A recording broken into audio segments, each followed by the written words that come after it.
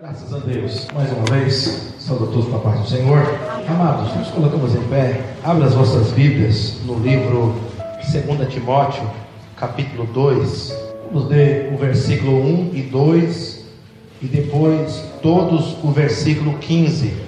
Amém? 2 Timóteo, capítulo 2, versículo 1 e 2 e depois todos juntos o versículo 15. Procura apresentar-te a Deus aprovado, como obreiro que não tem que se envergonhar, que maneja bem a palavra da verdade.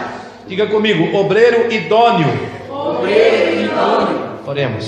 Senhor Deus, graças te dou por estarmos na sua presença nesta noite, para que aprendermos mais da sua palavra e falarmos coisas importantes para o crescimento do reino. Espírito Santo, eu sou grato a Ti por cada um dos meus irmãos que o Senhor trouxe a este ambiente de adoração e de aprendizado. Eu preciso de Ti, Espírito Santo, para ensinar. Sou insuficiente, como os meus irmãos precisam de Ti para compreender. Somos todos carentes da Sua presença aqui.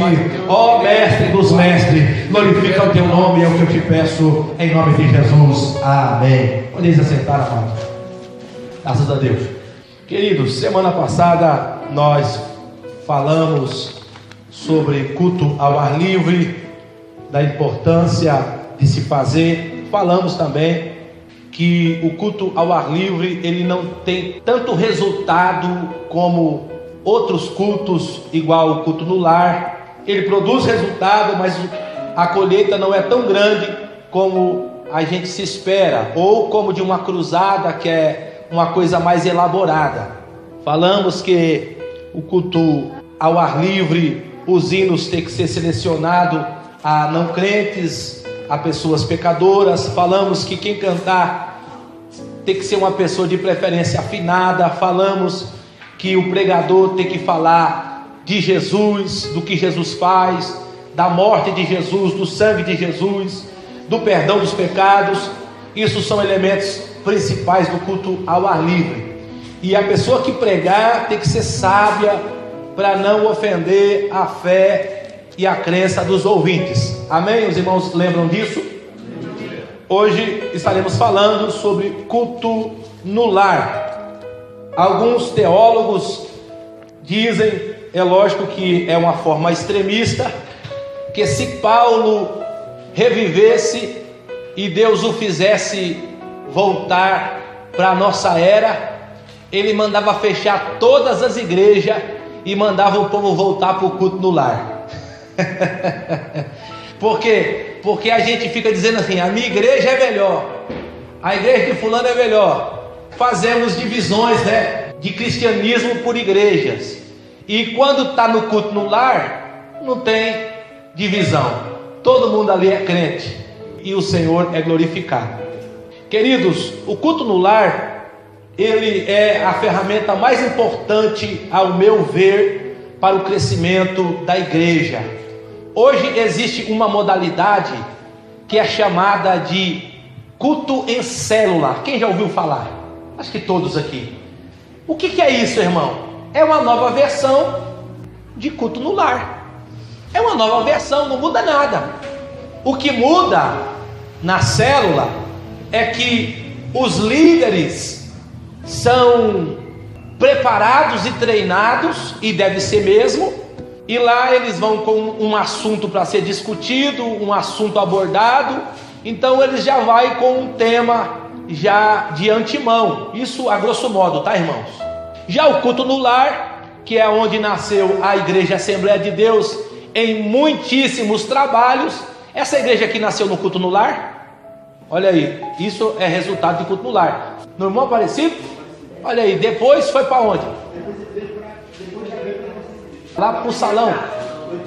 Então quer dizer, começou no culto no lar. A igreja que eu nasci, converti no Pouso Alegre, ficou 8 anos culto no lar, na casa da irmã Aparecida, que era minha avó. Ela era uma senhora de idade e não conseguia estar nos cultos, mas ela era fiel. O que a igreja fez? Fazer um culto no lar uma vez por semana lá na casa da irmã Maria Aparecida. E hoje tem um templo lá, uma igreja lá. eu vou dizer para os irmãos, aquela igrejinha pequenininha, Deus já levantou 5 pastores lá, e eu sou um deles. Irmão, a igrejinha de nada, igrejinha de nada. Essa igreja aí não está com nada. Você que pensa. Deus trabalha, irmão. E tudo começou na onde? Culto no lar. Um exemplo de pastores que foram levantados lá. Pastor Mário, que pregou aqui no nosso aniversário, ele passou por lá, aprendeu lá os rudimentos da fé ali. O pastor Clóvis passou por ali. O pastor Marcos da Cíntia, lá de Jardim Luciana, nasceu ali, aprendeu ali. Quer ver outro? O pastor Cláudio também nasceu ali e pastoreou ali. Irmãos, mas tudo se originou da onde? Culto no lar. Lógico que teve pastores que apacentaram ali, mas nasceu do culto no lar.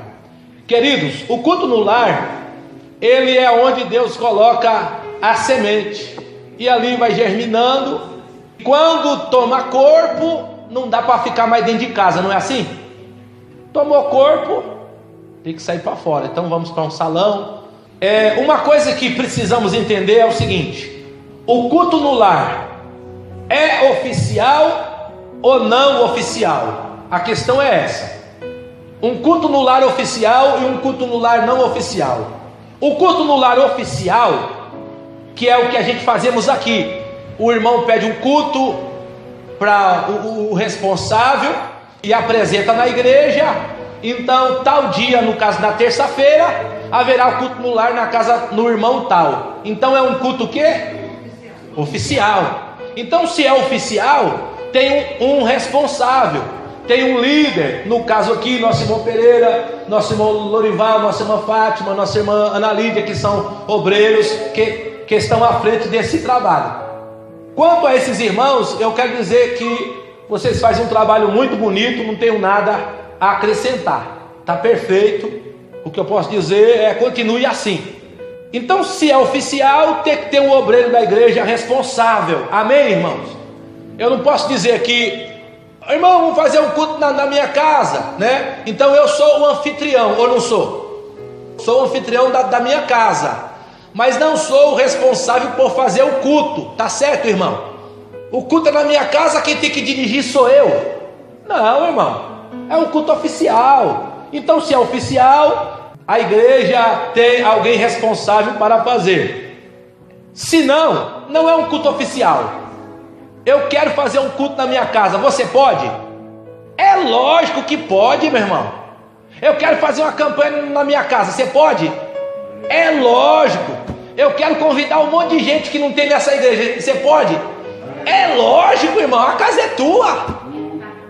Agora, o que você não pode contar é com a presença oficial da igreja, porque não é um culto oficial. Você fez, irmão, eu estou fazendo um culto na minha casa lá, mas eu não pedi para o líder que faz esse trabalho na igreja, nem apresentei. Então é um culto que eu estou fazendo na minha casa. Então você pode fazer, tranquilo, não tem problema nenhum. E quando é um culto que você mesmo está fazendo, preste bem atenção, a ordem também não importa. Você pode começar pregando a palavra e terminar louvando. Os irmãos entenderam? Não tem ordem. Vamos fazer um culto aqui no meu lar aqui, só louvor. Maravilha. Vamos fazer só oração. Maravilha. Vamos fazer só lendo a Bíblia. Maravilha. Não é um culto oficial. Você pode fazer do jeito que você quiser. É seu. E você pode também ser o que vai conduzir o culto, como você pode também pedir para alguém conduzir. Mas existe os pró e os contra. Nós vamos falar aí dessas questões de prós e contras.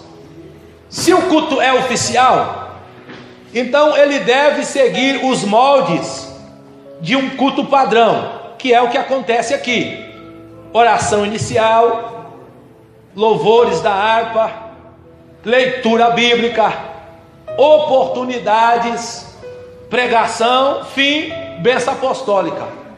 É um culto oficial, segue os moldes de um culto da igreja. Agora, qual é a diferença? É que ele é reduzido, irmãos. é bem reduzido. Então eu vou cantar o hino da igreja, eu vou fazer oração oficial, vou cantar no máximo 2 louvores da harpa, vou dar 1 até 3 oportunidades, dependendo do tempo que eu tiver. Não pode dar oportunidade para todo mundo, a menos que for aquele beijinho na flor mesmo, tá? Salve os irmãos com a paz do Senhor. Quero ler o texto aqui, amém, próximo. Salve os irmãos com a paz do Senhor. Tem uma vez para contar, amém, próximo, né? Aí dá para todo mundo. Se não for assim, irmão, aí não dá. Eu tenho uma virtude comigo, tá? E eu acho que isso é virtude. Eu nunca fico triste se eu não dou oportunidade para todo mundo. Eu não fico triste, irmão. Eu saio com a cabeça limpa, em paz. Hoje não deu para dar oportunidade para todo mundo, glória a Deus. No próximo culto eu vou ter oportunidade para dar, não é? Porque se eu dou oportunidade para todo mundo hoje, no próximo culto, para quem que eu vou dar? E agora? Não. Então quando não dá, é até melhor, porque no próximo culto vai ter oportunidade para dar.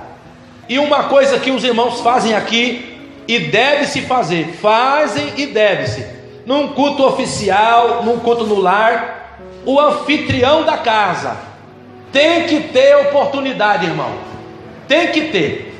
Ah, mas ele não é crente, não importa, dá oportunidade para ele, irmão, para ele agradecer pelo menos, né? Oh, obrigado que os irmãos estão aqui, estou feliz, deixa ele chorar lá e está tudo certo, né? Porque ele é um anfitrião, então ele tem que ter oportunidade, ele precisa ter. Isso é tudo muito bom e louvável. Os benefícios, irmãos, do culto no lar são grandiosos. Por quê? Porque você alcança as pessoas e famílias que não vêm na igreja. Não é isso que acontece? Você vai para o culto no lar, geralmente é de crente, só que chega lá, tem um não crente, não é verdade? Tem às vezes o pai, às vezes a mãe, às vezes algum irmão, às vezes tem até algum parente lá. E o interessante, sempre é interessante, convidar os vizinhos. Sempre é interessante. Você vai fazer um culto no lar, irmão, bate no vizinho do lado. Se você não é aqueles vizinhos briguentos, né, você vai conseguir chamar ele, não é? Se você tem paz com todo mundo, você vai assim, vai ter um culto no lar lá em casa lá, você chama ele. Caso você tenha um bom relacionamento, e deve ter, com seus vizinhos, o culto no lar serve para você evangelizá-los. Vai ter um culto no lar, hoje à noite lá, vamos lá, é gostoso. Irmão, é muito difícil os vizinhos não ir, sabia disso? Quando não vai, hoje não deu, mas aí vai ter outro dia, você convida de novo, o que acontece? Ele vai, irmão, porque, puxa vida, eu já não fui aquela vez, vou ter que ir lá. E nessa situação é onde ele aceita Jesus algumas vezes, onde ele recebe Jesus, onde ele tem um contato com o Evangelho. E isso é tudo santo, irmão, isso é santo e maravilhoso. Às vezes, a pessoa muitas vezes não tem coragem de entrar na igreja, não é verdade? E no lar? É o meu vizinho, né? É na casa dele. Vou lá. Você convida ele para vir para a igreja, ele não vem. Mas você convida ele para ir no culto na tua casa, é capaz dele ir. Porque é informal, é um negócio tranquilo. Você é amigo dele, está tudo certo. Às vezes ele tem até curiosidade para saber como que é o seu sofá, não é verdade? Oportunidade, irmão.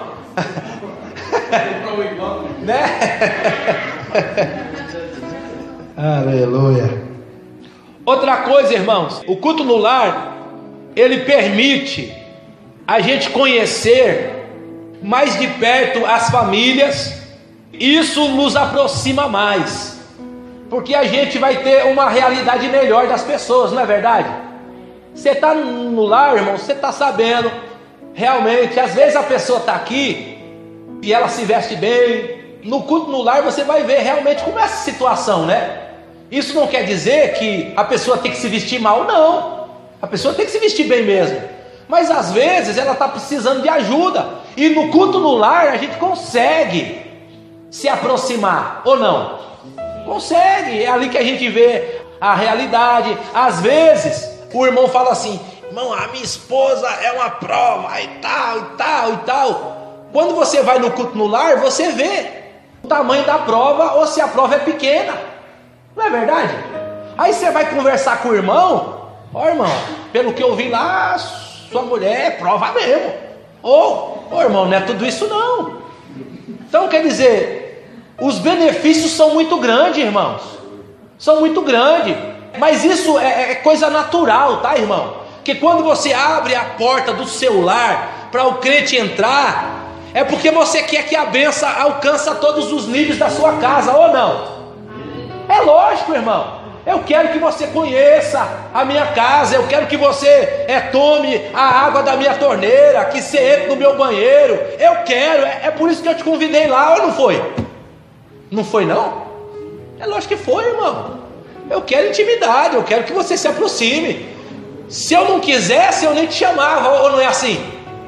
Eu nem te chamava, mas eu quero que você conheça a minha realidade. E isso, irmão, nos aproxima. Isso nos aproxima. Culto no lar, além de nascer trabalhos, cultos, igrejas enormes, ela aproxima os irmãos. Ela nos faz conhecer a realidade dos irmãos, nos faz entender as provas dos irmãos, as lutas dos irmãos, né? Um exemplo, eu já fui em cultos no lar que filhos e maridos se trancavam dentro do quarto enquanto o culto estava acontecendo na sala ou na cozinha. Os irmãos já foram assim. Aí os irmãos entendem que quando o crente chega aqui atribulado, ele não está falando mentira, não é verdade? Realmente nós fomos lá, irmão, o povo lá não quer saber de Deus não, ele se tranca lá, e a luta é terrível. É por quê? Porque você se aproximou. E quando você vê uma situação dessa no lar, o que você faz, irmão? Você ora mais, você intercede mais, você luta mais por esta família. Isso são benefícios que o culto no lar traz. Eu disse aqui e quero repetir: enquanto nós fizemos 3 anos de culto ao ar livre, uma alma se converteu e está firme, graças a Deus. Num culto no lar na casa do meu cunhado, e não era oficial o culto lá, tá?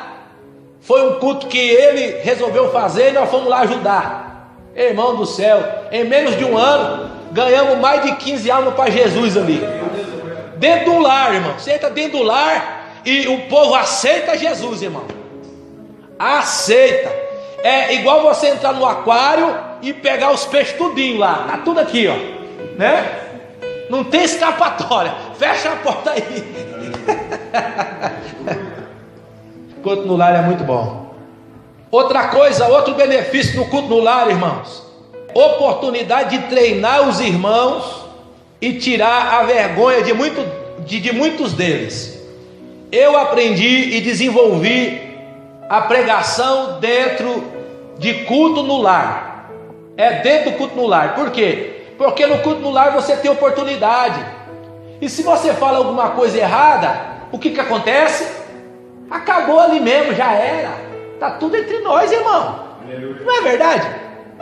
Ninguém vai ficar falando, né? Tipo aqui na igreja, né? Meu irmão pegou a mensagem, atrapalhou tudo. E, irmão, e o negócio espalha.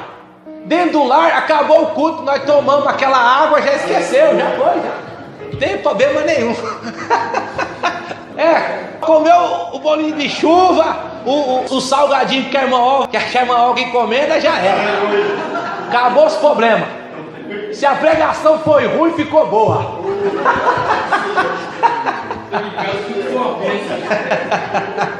Aleluia. É oportunidade de desenvolver. Tem pessoas que é tímido, irmãos. No culto no lar, às vezes ela se sente mais amigável a ter oportunidade, não é verdade? Ô irmão, tem oportunidade aí, ele vai ler um versículo e tal, e vai desenvolvendo.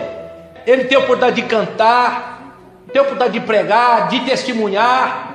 E tem mais, irmão, aí você, preste bem atenção, tá vendo a pessoa crescer, se desenvolver dentro do lar. O que você faz? Traz para o culto.